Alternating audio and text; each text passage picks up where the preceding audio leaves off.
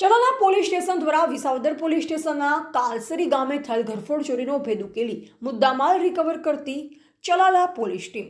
Bhavnagar range IGP Shri Gautam Parmar સાહેબનાઓની સૂચના અને માર્ગદર્શન હેઠળ અમરેલી પોલીસ અધિક્ષક શ્રી હિનકરસિંહ સાહેબનાઓની સૂચના તથા મદદનીશ પોલીસ અધિક્ષક શ્રી જયવીર ગઢવી સાહેબ ધારી વિભાગ ધારીના માર્ગદર્શન હેઠળ ચલાલા પોલીસ ઇન્સ્પેક્ટર શ્રી એડી ચાવડા સાહેબ તથા ચલાલા પોલીસ ટીમ દ્વારા ચલાલા પોલીસ સ્ટેશને પાર્ટ ગુના રજિસ્ટર નંબર 40-258/2024 BNS કલમ 331-4 305-54ના કામના આરોપીની યુક્તિ પ્રગતિથી પૂછપરછ કરી વિસાવદર પોલીસ સ્ટેશનના કાલસરી ગામે થયેલ ઘરફોડ ચોરીનો અનડિટેક્ટ ગુનાનો ભેદ ઉકેલી આરોપી પાસેથી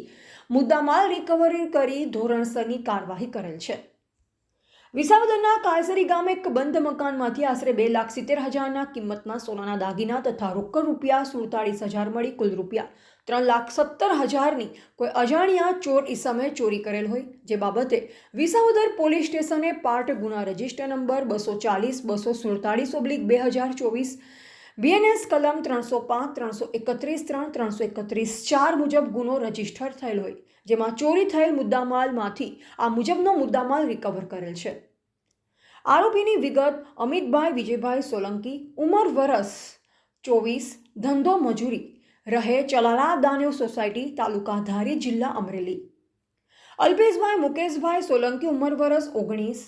ધંધો મજૂરી રહે ચલાલા ફાટકની પાસે તાલુકા ધારી જિલ્લા અમરેલી ને રિકવર કરેલ મુદ્દામાલ એક સોનાના ચેન કિંમત રૂપિયા 2,14,981 એક સોનાના દાણાનો દાંડલો તેમજ રુદ્રાક્ષનો પુઘરીવાળો પારો જેની કિંમત રૂપિયા 1,800 આ કામગીરીમાં ચલાલા પોલીસ સ્ટેશનના પોલીસ ઇન્સ્પેક્ટર શ્રી એડી ચાવડા સાહેબના માર્ગદર્શનથી એસઆઈ નીરજભાઈ દાફડા એસઆઈ વર્ષાબેન જનકા તથા બીઆર ધાધલ તથા હેડ કોન્સ્ટેબલ મહેશભાઈ રાઠોડ તથા પોલીસ કોન્સ્ટેબલ મહેન્દ્રસિંહ સરવૈયા તથા પોલીસ કોન્સ્ટેબલ રોનકસિંહ સોલંકી તથા પોલીસ કોન્સ્ટેબલ પ્રદ્યુમનસિંહ રાઠોડ તથા પોલીસ કોન્સ્ટેબલ રોહિતભાઈ રાખોલિયાનાઓ દ્વારા કરવામાં આવેલ છે।